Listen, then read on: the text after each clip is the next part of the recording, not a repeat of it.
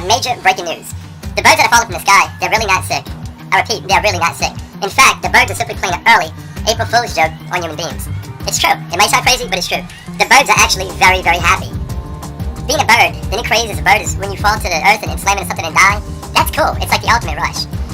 I mean, it's so cool it almost makes me want to jizz my pants. And as birds fall, they're jizzing. They can't jizz their pants because they don't wear them, but they do jizz their feathers.